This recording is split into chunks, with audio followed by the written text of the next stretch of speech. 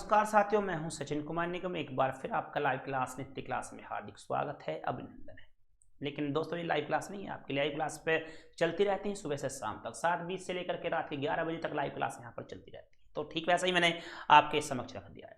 तो दोस्तों ये है आपकी एक महत्वपूर्ण क्लास जो आपके लिए होगा नॉन स्टॉप 25 क्वेश्चन। जी हाँ, बहुत तेजी के साथ में हम इन्हें करेंगे और बढ़ेंगे आगे की तरफ। तो साथी जितने जुड़ना चाहते हैं वो लाइक कर दीजिएगा, सब्सक्राइब कीजिएगा चैनल को और आगे बढ़िएगा। आपको यहाँ पर पूरे दिन मिलती रहती है हर विषय पर, हर तरह की क्लासें। तो दोस्तों मैं सचिन कुमार निगम स्वागत करता हूँ अपने इस चैनल पर, नित्य क्लासेस के लाइव चैनल पर। तो दोस्तों स्वागत है आपका, अभिनंदन है। ये लीजिएगा, पहला क्वेश्चन मैं आपको देता हूँ। पहला क्वेश्चन आपकी खिदमत में होगा। यहाँ पर प्रतिवर्ष हाथी महोत्सव कहाँ मनाया जाता है? देखिएगा, बहुत अच्छा क्वेश्चन है, बहुत बार पूछा गया है आपसे। प्रतिवर्ष हाथी महोत्सव कहाँ मनाया जाता है? जयपुर में, श्री गंगानगर में, जोधपुर में, अजमेर में। तो दोस्तों यहाँ कर देंगे प्रतिवर्ष हाथी महोत्सव कहाँ मनाया जाता है? जयपुर में, श्री गंगानगर में और जोधपुर में है यहाँ पर आपका अजमेर में है। बड़ा खास क्वेश्चन आपके लिए यहाँ पर रखा है। अब देखते हैं इसको आप कितने अच्छे से करने वाले होंगे। तो दोस्तों यहाँ पर है आपका ये राइट आंसर का आपका जयपुर होगा। आप पढ़ सकते हैं इसे और बढ़ेंगे आगे की तरफ। जयपुर के बारे में पढ़ते हैं। जयपुर जो है आपका वो राजस्थान की राजधानी है, ठीक है। अब इसके लिए पढ़िएगा, हाथी महोत्सव प्रतिवर्ष जयपुर में मनाया जाता है। इसमें हाथियों को सजा धजा कर महोत्सव में लाया जाता है दोस्तों। तो दोस्तों ये है आपका हाथी महोत्सव प्रतिवर्ष जयपुर में मनाया जाता है। इसमें हाथियों को सजा धजा कर महोत्सव में लाया जाता है। आगे बढ़ते हैं। मे दम में फाई किस प्रदेश का त्योहार है? बताएंगे यहाँ पर मे दम में फाई किस प्रदेश का त्योहार है। आप देखेंगे यहाँ पर असम है आपके पास में, मेघालय है, मणिपुर है और आपका केरल है। केवल एक राज्य इसमें ऐसा है जो आपका दक्षिण भारत से है। बाकी आप देख रहे हैं कि आपका पूर्व में आप बात करेंगे सारे पूर्वी राज्य हैं, इन्हें सेवन सिस्टर के अधीन भी रखा जाता है। अब सेवन सिस्टर क्या है? जो आपके पूर्वी 7 राज्य हैं उन्हें सेवन सिस्टर का दर्जा दिया गया है, ठीक है। अब यहाँ पर आइएगा आप वापस। मे दम में फाई किस प्रदेश का त्योहार है? असम है, मेघालय है, मणिपुर है और केरल है। राइट आंसर इसका होता है आपका असम, आपके सामने होगा दोस्तों। मे दम में फाई असम के ताई अहोम जनजाति का त्योहार है। ताई होम अपने पूर्वजों के लिए प्रसाद चढ़ाते हैं और पारंपरिक तरीके से भगवान को बलिदान देते हैं। तो आपके सामने यहाँ है मे दम में फाई असम के ताई होम जनजाति का त्योहार है। ताई होम अपने पूर्वजों के लिए प्रसाद चढ़ाते हैं और पारंपरिक तरीके से भगवान को बलिदान देते हैं, ठीक है। आगे होगा, गुरुमुखी डोंगरी और सिंधी लिपि की उत्पत्ति किस लिपि से हुई है? ये लीजिएगा, आपके सामने रहेगा। गुरुमुखी डोंगरी और सिंधी लिपि की उत्पत्ति किस लिपि से हुई है? यहाँ पर ब्राह्मी लिपि से है आपका, शारदा लिपि से है आपका, टोंकरी लिपि से है आपका और इसके बाद में है कुषाण लिपि से है आपका। देखिएगा लिपि क्या होता है, आप देखेंगे किसी भी भाषा को लिखने की जो आपकी शैली होती है उसे लिपि कहा जाता है, ठीक है। तो आप यहाँ पर देखेंगे गुरुमुखी डोंगरी और सिंधी लिपि की उत्पत्ति किस लिपि से हुई है? ब्राह्मी लिपि से है, शारदा लिपि से है, टोंकरी लिपि से है, कुषाण लिपि से है। तो बताइएगा दोस्तों यहाँ पर फिर से एक बार आपका आंसर क्या रहेगा, आप क्या चुनना चाहते हैं, वो क्या होगा आपका इसमें आंसर, ठीक है। तो आपके सामने है यहाँ पर गुरुमुखी डोंगरी और सिंधी लिपि की उत्पत्ति किस लिपि से हुई है? तो यह ब्राह्मी लिपि है, शारदा लिपि है, टोंकरी लिपि है, कुषाण लिपि है। तो राइट आंसर आपका इसमें होता है शारदा लिपि। जी हाँ, आपके सामने रहेगा। शारदा 8वीं शताब्दी के आसपास विकसित के ब्राह्मण परिवार की एक लिपि है। यह संस्कृत और कश्मीरी भाषा के लिए प्रयोग की जाती थी। गुरुमुखी गुरु अंगद द्वारा विकसित लिपि है जो शारदा लिपि से विकसित हुई है दोस्तों। अभी यह कश्मीरी पंडितों द्वारा प्रयोग किया जाता है। तकरारी या टैंकारी जैसी पर्दा लिपियों के कई रूप हैं जो कुकरी लिपि में माता पिता, कुलाई लिपि हिमाचल प्रदेश में कुल्लू, चमोली स्कत हिमाचल प्रदेश में सिंधी, पंजाब के बनिया इत्यादि हैं। इसमें आगे रखेंगे एंजुथान, देखिएगा एंजुथनचान पुराकरम किस प्रदेश का स्रोत साहित्य पुरस्कार है आपका दोस्तों। तो लीजिएगा, एक नया क्वेश्चन आपके सामने होगा, आप इसमें देखेंगे इसका राइट आंसर आपके लिए है। देखिएगा यहाँ पर एंजुथनचान पुरस्कार या पुरस्कारम किस प्रदेश का सर्वोच्च साहित्य पुरस्कार है? यहाँ पर देखें केरल है आपका, तमिलनाडु है, कर्नाटक है और आपका आंध्र प्रदेश है। तो आपको बताना है यहाँ पर अंजू थंचान पुरस्कारम किस प्रदेश का सर्वोच्च साहित्य पुरस्कार है? केरल है, तमिलनाडु है, कर्नाटक है और आंध्र प्रदेश है। तो दोस्तों राइट आंसर केरल इसका होता है आपके सामने। यहाँ पर अंजू थंचान पुरस्कार केरल का सर्वोच्च साहित्य पुरस्कार होता है दोस्तों, यह आपका केरल का है, ध्यान रखिएगा, इसे संभाल कर रखिएगा। अगला क्वेश्चन आपको देते हैं, बढ़ते हैं आगे की तरफ। बासुश्री पुरस्कार किस सरकार द्वारा दिया जाता है? आपको बताना है बासुश्री पुरस्कार किस सरकार के द्वारा दिया जाता है? गुजरात के द्वारा, आंध्र प्रदेश सरकार के द्वारा, महाराष्ट्र सरकार के द्वारा या कर्नाटक सरकार के द्वारा? अब देखते हैं बासुश्री पुरस्कार किस सरकार द्वारा दिया जाता है? गुजरात, आंध्र प्रदेश, महाराष्ट्र और कर्नाटक है। तो बताएंगे यहाँ पर अब की बार आप इसका आंसर क्या चुनेंगे? बासुश्री पुरस्कार किस सरकार द्वारा दिया जाता है? गुजरात है, आंध्र प्रदेश है, महाराष्ट्र है और आपका कर्नाटक है। और कर्नाटक में इसमें देखेंगे राइट आंसर आपका क्या रहेगा। ठीक है, मैं चाहता हूं यहां पर आपका इसमें खास आंसर आपका मिले और अच्छा मिले, जो एक अच्छा आंसर हमें देता है, फिर आप देता है जिसका आंसर एक अच्छा होना भी चाहिए। तो चलिएगा यहाँ पर बासुश्री पुरस्कार किस सरकार द्वारा दिया जाता है? तो राइट आंसर इसका होगा आपका कर्नाटक सरकार से मिलेगा इसका राइट आंसर आपको। बासुश्री पुरस्कार कर्नाटक सरकार द्वारा दिया जाता है सामाजिक सुधार और सामाजिक परिवर्तन की दिशा में योगदान के लिए यह पुरस्कार दिया जाता है। तो आप देख सकते हैं यहाँ पर बासुश्री पुरस्कार कर्नाटक सरकार द्वारा दिया जाता है सामाजिक सुधार और सामाजिक परिवर्तन की दिशा में योगदान के लिए यह पुरस्कार दिया जाता है दोस्तों। ठीक है, तो आपके सामने है ये कर्नाटक रहा इसका आंसर। आगे बढ़ेंगे। राष्ट्रीय स्मारक प्राधिकरण के चेयरपर्सन को कौन नियुक्त करता है? तो देखेंगे राष्ट्रपति करता है, उपराष्ट्रपति करता है, प्रधानमंत्री करता है, मुख्य न्यायाधीश करता है। तो लेते हैं राष्ट्रीय स्मारक प्राधिकरण के चेयरपर्सन को कौन नियुक्त करता है? राष्ट्रपति करता है, उपराष्ट्रपति करता है, प्रधानमंत्री करता है, मुख्य न्यायाधीश करता है। अब ये आपको यहाँ पर बताना है, इसका राइट आंसर आपका क्या रहेगा। ठीक है, तो यहाँ पर जो बात है राष्ट्रीय स्मारक प्राधिकरण के चेयरपर्सन को कौन नियुक्त करता है? तो राष्ट्रपति, उपराष्ट्रपति, प्रधानमंत्री और मुख्य न्यायाधीश। तो दोस्तों यहाँ पर इसका राइट आंसर होगा राष्ट्रपति ही है जो इसे करता है। यहाँ पर राष्ट्रीय स्मारक प्राधिकरण भारत की धरोहर स्मारकों की देखभाल के लिए बनाया गया है। इसके चेयरपर्सन की नियुक्ति राष्ट्रपति द्वारा की जाती है दोस्तों। तो दोस्तों आपके सामने रहेगा इसका राष्ट्रीय स्मारक प्राधिकरण भारत की धरोहर स्मारकों की देखभाल के लिए बनाया गया है। इसके चेयरपर्सन की नियुक्ति राष्ट्रपति द्वारा की जाती है। आगे आते हैं। तोमर राजपूतों द्वारा बनवाया गया किला राज पिथौरा कहाँ है? बताएंगे यहाँ पर तोमर राजपूतों द्वारा बनवाया गया किला राज पिथौरा कहाँ है? ग्वालियर में है आपका, आगरा में है, नई दिल्ली में है आपका, अगरतला में है। तो रखिएगा यहाँ पर इसे संभल कर। तो यहाँ पर तोमर राजपूतों द्वारा बनवाया गया किला राज पिथौरा कहाँ है? ग्वालियर में है, आगरा में है, नई दिल्ली में है, फिर आपका अगरतला में है। इस क्वेश्चन में सब कंफ्यूज होते हैं, ये ध्यान रखिएगा, क्योंकि इसका जो आप देख रहे हैं क्वेश्चन में क्या है और यहाँ पर ऑप्शन में आपको क्या मिलने वाला है, क्योंकि ये बड़ा अलग सा क्वेश्चन है, इसमें कंफ्यूजन बना रहता है दोस्तों। जैसे आप देख रहे हैं यहाँ पर, यहाँ तोमर राजपूतों द्वारा बनाया गया किला राज पिथौरा कहाँ है? तो यहाँ पर आप देखेंगे ग्वालियर है, क्योंकि आप देख सकते हैं जितने भी आपके राजा महाराजा रहे हैं वो सब कहाँ से रहे हैं? आपके राजस्थान से रहे हैं। ठीक है, तो ये आप जितने तोमर की बात करते हैं, आप यहाँ पर जितने भी श्रेष्ठ राजा रहे हैं, ठाकुर राज रहा है, वो सब आपका राजस्थान से रहा है, मेवाड़ से, चित्तौड़ से, आमेर से, जयपुर से, सब इधर से रहे। लेकिन जब मसला यहाँ पर आता है ग्वालियर से भी रहे हैं, आगरे से भी रहे हैं, है ना। लेकिन बात ये आती है, फिर दिल्ली भी है यहाँ पर, लेकिन ये इसमें जो दिल्ली है, ये दिल्ली जो रही है मुस्लिम शासकों की राजधानी रही है। बाकी आप बात करें इनकी तो उनकी नहीं होती है। तो यहाँ थोड़ा कंफ्यूजन बनता है, लेकिन बात यहाँ पर आती है तैमूर, तो यहाँ तोमर राजपूतों द्वारा बनवाया गया किला राज पिथौरा कहाँ है? तो दोस्तों ये है आपका नई दिल्ली में है। आप कंफ्यूज बिल्कुल भी ना हो, याद रखें, ऐसे ही क्वेश्चन आपको अट से बट कर देते हैं। ठीक है, अगला क्वेश्चन है यहाँ पर, पहले इसे पढ़ेंगे। नई दिल्ली में है किला राज पिथौरा, नई दिल्ली में है। ठीक है, आगे होता है आपका चिश्ती सिलसिला एक सूफी सिलसिला है जो चिश्ती कस्बे से शुरू हुआ है।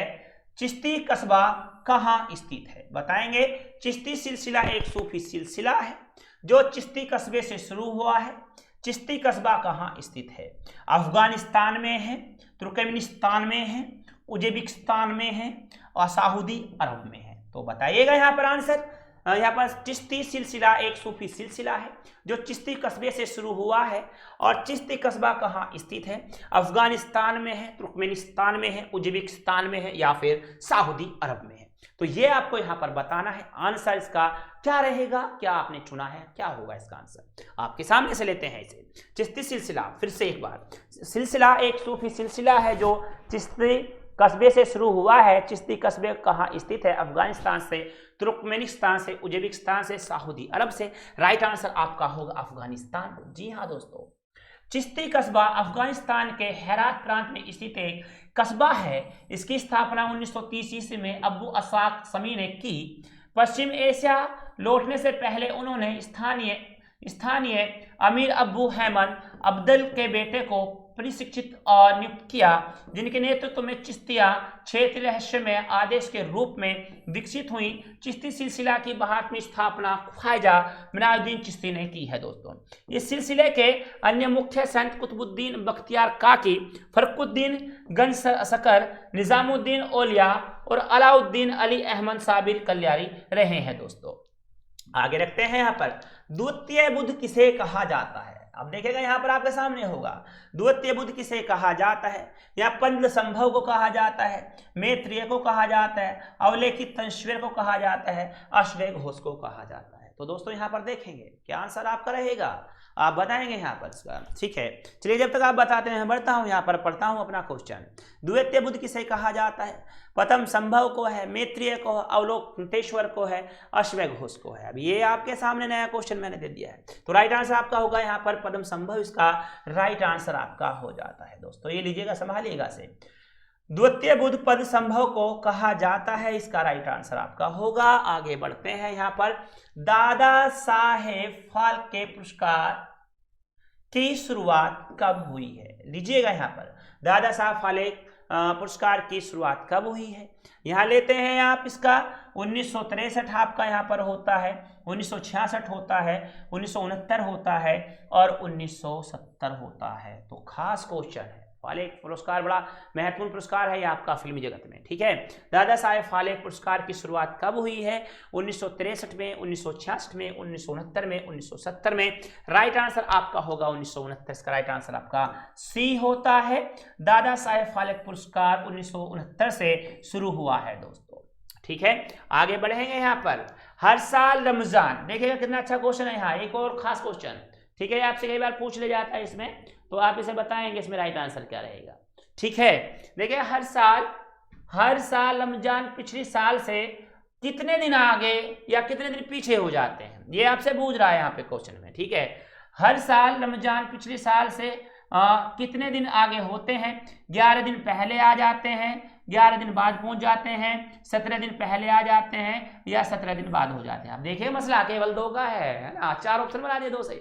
11 दिन आगे आते हैं या 11 दिन पीछे जाते हैं, 17 दिन आगे आते हैं, 17 दिन पीछे जाते हैं। इतनी सी बात को आपसे पूछ रहा है बार बार, और आपको बताना ही पड़ेगा ये बात। ठीक है, तो चलिएगा फिर बताइएगा क्या आंसर इसका आपका रहेगा, क्योंकि ये भी तो जरूरी है आपका, यही तो मेन है, बाकी तो आप जानते हैं क्या क्या है। ठीक है, तो चलिएगा मैं यहाँ पर आपसे करता हूँ और बताता हूँ इसके बारे में। ठीक है, तो लीजिएगा, हर साल रमजान पिछले साल से जो आते हैं वो 11 दिन आगे चले आते हैं। ठीक है, ये बात ध्यान रखिएगा, यानी कि इस्लाम धर्म में जो भी कार्य होता है, त्योहार होता है, वो अपने पिछले समय के मुकाबले 11 दिन आगे आ जाता है। ठीक है, तो यहाँ पर इसका रहेगा 11 दिन पहले, आपका इसका राइट आंसर हो जाएगा। बढ़िएगा आगे की तरफ लीजिएगा, के बिरला फाउंडेशन द्वारा दिए जाने वाले सरस्वती सम्मान के बारे में कौन से कथन सही हैं? यह पुरस्कार वार्षिक है आपका, जूरी की अध्यक्षता भारत के पूर्व मुख्य न्यायाधीश करते हैं। यह केवल भारतीय नागरिकों को दिया जाता है, भारत की सभी भाषाओं को दिया जाता है। केवल 1 और 2 आपका रहेगा, केवल 1 और 3 रहेगा, 1, 2, 3 रहेगा और आपका 1, 2, 3 और 4 रहेगा। के बिरला फाउंडेशन द्वारा दिए जाने वाले सरस्वती सम्मान के बारे में कौन से कथन सही हैं? यह पुरस्कार वार्षिक है, जूरी की अध्यक्षता भारत के पूर्व मुख्य न्यायाधीश करते हैं। यह केवल भारतीय नागरिकों को दिया जाता है, भारत की सभी भाषाओं को दिया जाता है। केवल 1 और 2 रहेगा यहाँ पर, केवल 1 और 3 रहेगा, 1, 2 और 3 रहेगा यहाँ पर, और 1, 2, 3 और यहाँ पर 4 रहेगा। ठीक है, तो अब बताइएगा इसका राइट आंसर आपका क्या रहेगा, आपको बताना है। ठीक है, तो दोस्तों अगर बात करते हैं के बिरला फाउंडेशन द्वारा दिए जाने वाले सरस्वती सम्मान के बारे में कौन से कथन सही हैं, यह पुरस्कार वार्षिक है, तो जूरी की अध्यक्षता भारत के पूर्व मुख्य न्यायाधीश करते हैं। यह केवल भारतीय नागरिकों को दिया जाता है, भारत की सभी भाषाओं को दिया जाता है। केवल 1 और 2 है आपका, केवल 1 और 3 है, 1 2 और 3 है, 1 2 3 और 4 है। तो दोस्तों राइट आंसर इज 1 2 3 आपके सामने है।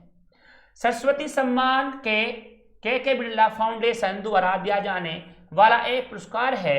यह भारत के संविधान में अनुसूचित 8 में शामिल किसी भी भाषा में पिछले 10 वर्षों के दौरान प्रकाशित भारतीय नागरिक के उत्कृष्ट साहित्यिक कार्य के लिए दिया गया एक वार्षिक पुरस्कार है, जो 2005 से लेकर के यह 22 भाषाओं में दिया जाता है। दोस्तों आगे बढ़ते हैं। यहाँ पर जापानी कला इकेबाना किससे संबंधित है, बताएंगे। यहाँ पर जापानी कला इकेबाना किससे संबंधित है?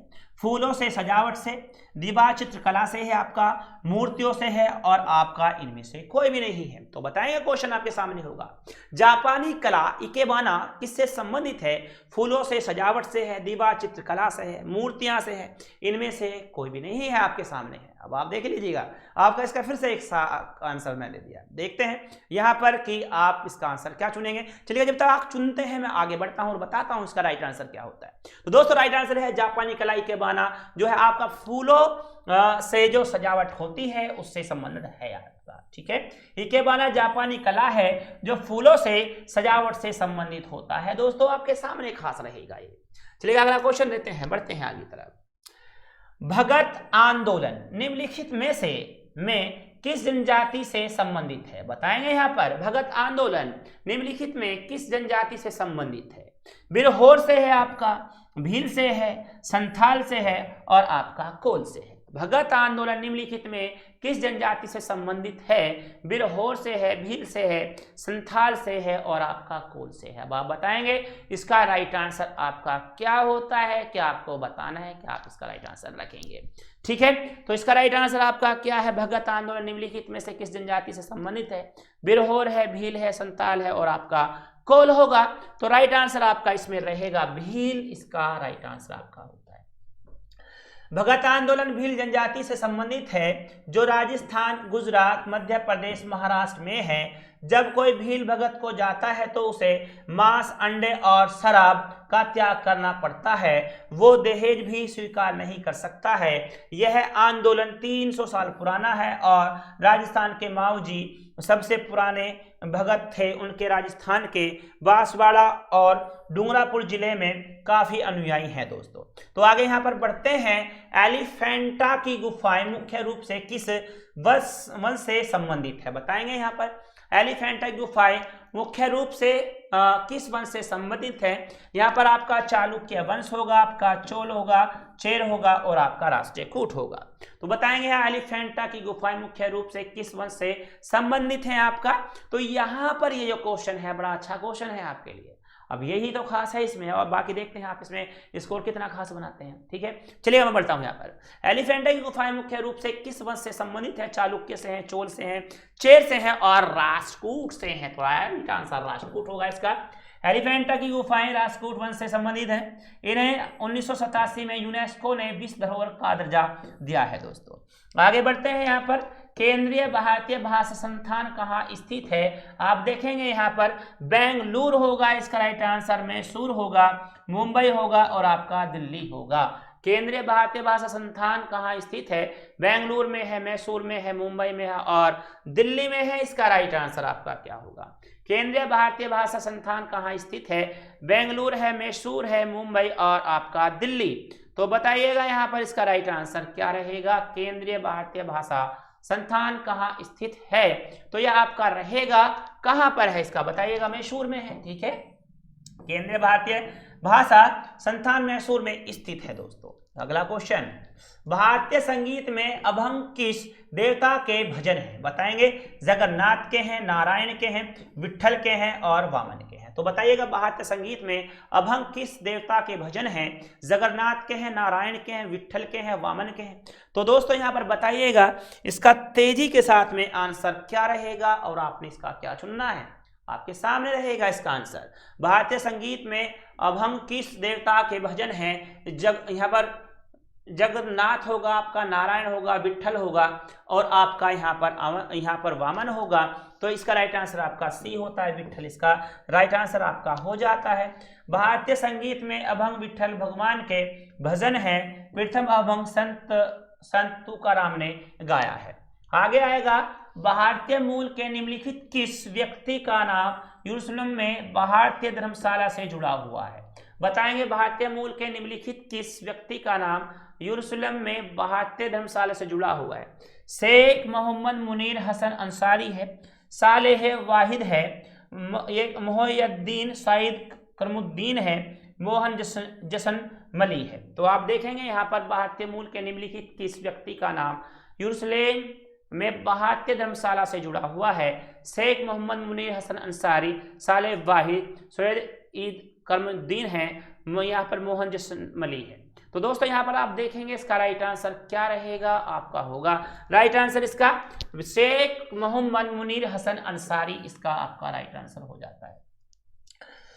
नृत्य रूप लटा पद किस नृत्य से संबंधित है? ठीक है, किस नृत्य से संबंधित है? कुचिपुड़ी से है आपका, कथक से है, भरतनाट्यम से है, ओडिशा से है। ठीक है, नृत्य रूप लटापद किस नृत्य से संबंधित है? कुचिपुड़ी से है, कथक से है, भरतनाट्यम से है और ओडिशा से है। तो बताएंगे यहाँ पर राइट आंसर। ठीक है, तो ये किससे है आपका? यहाँ पर कुचिपुड़ी से है, कथक से है, भरतनाट्यम से है, ओडिशा से है। राइट आंसर आपका रहेगा भरतनाट्यम। ठीक है, ये लेंगे आप इसके सामने। और लटापद भरतनाट्यम से संबंधित है आपका, ये आपको रखना है। इसका बताएंगे इसका आंसर आपके हवाले से।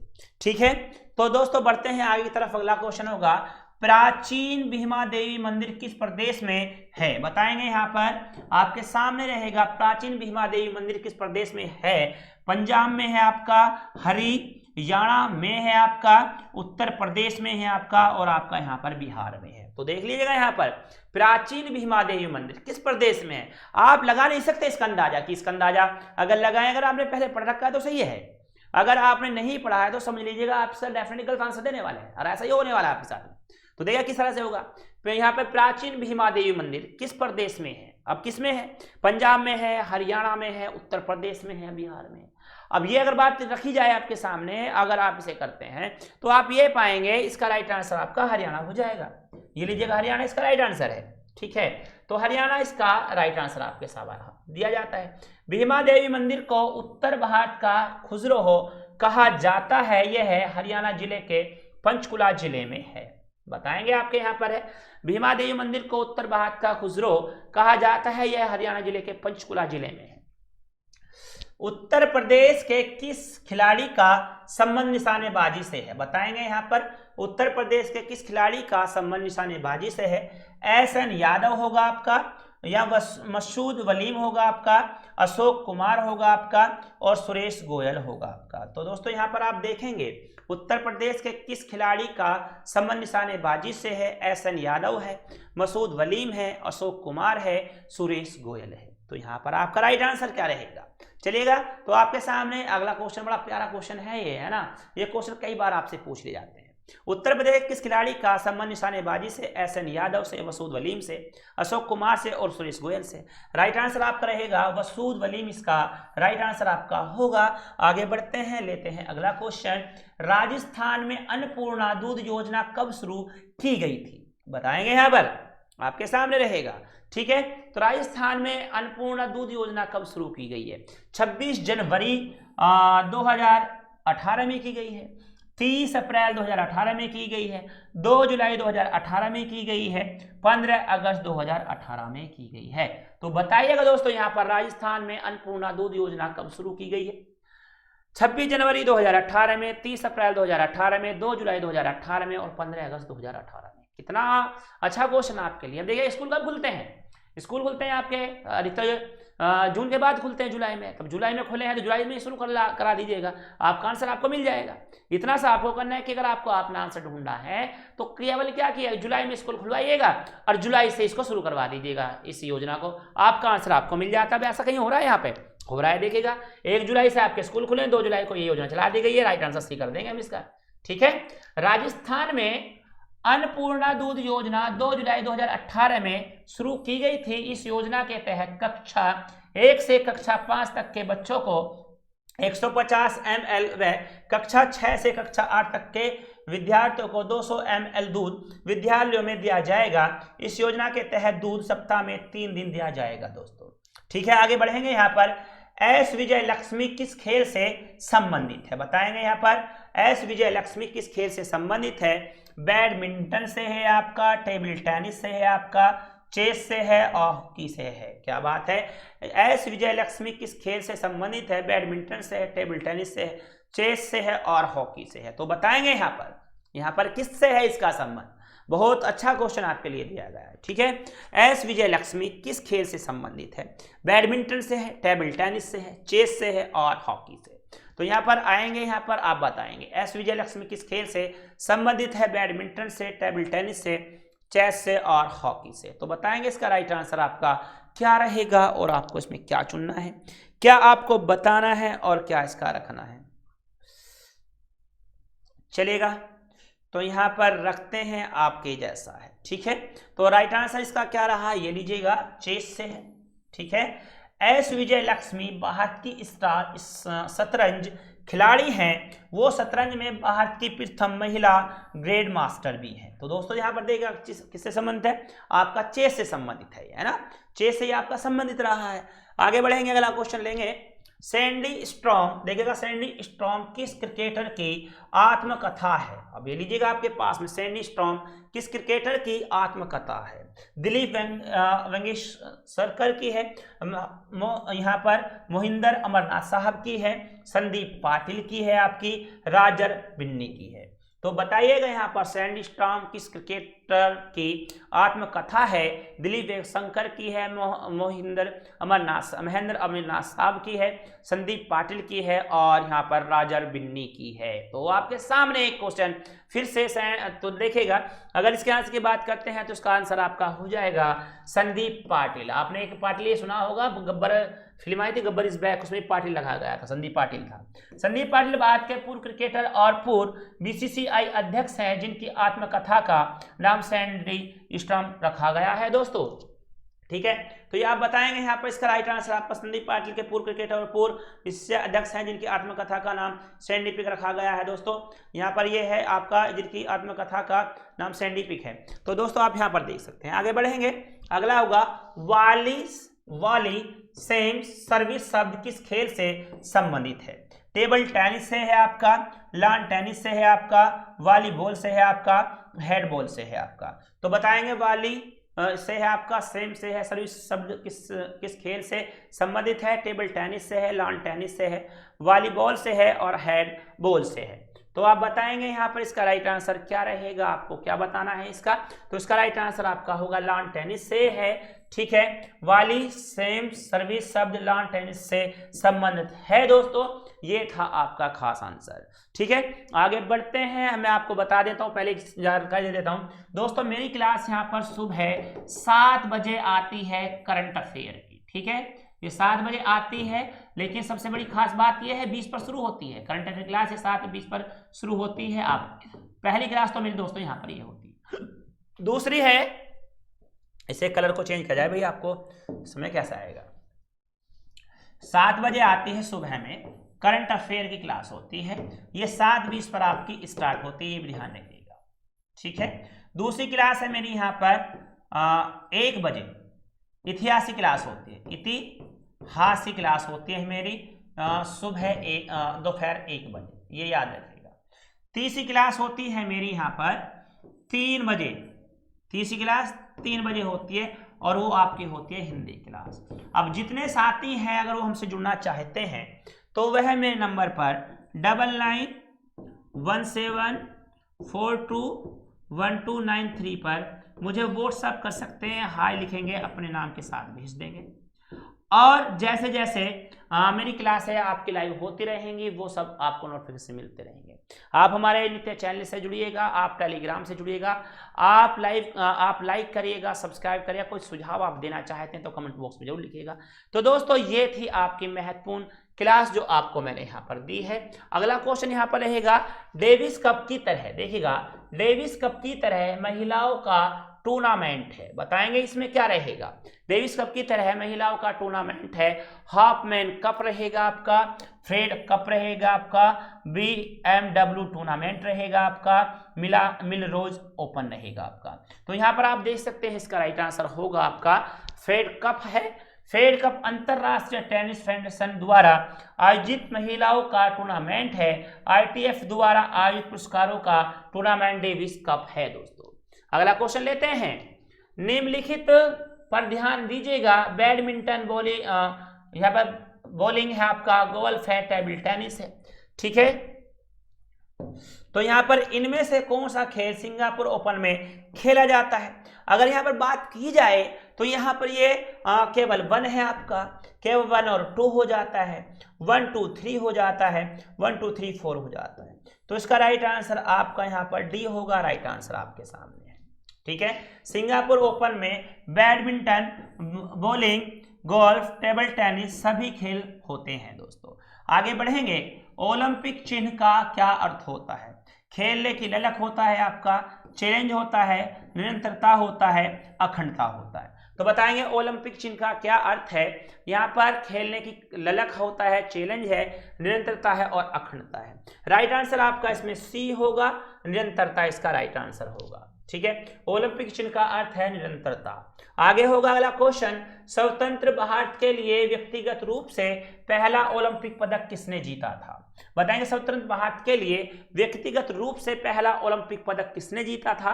ध्यानचंद ने जीता था, KD जाधव ने, मिल्खा सिंह ने, या फिर हरिश्चंद्र ब्रिजदार ने खरीदा था, मतलब ब्रिजदार ने। तो ये आप किसने जीता है, तो राइट आंसर इसका होगा आपका KD जाधव हैं। KD जाधव ने 1952 के समर ओलंपिक में रेसलिंग में पदक जीता था दोस्तों, जबकि मिल्खा सिंह ने जीता है आपका रेस में। यहाँ है 2018 राष्ट्रमंडल खेलों का आयोजन कहाँ होगा या कहाँ हुआ था, ठीक है।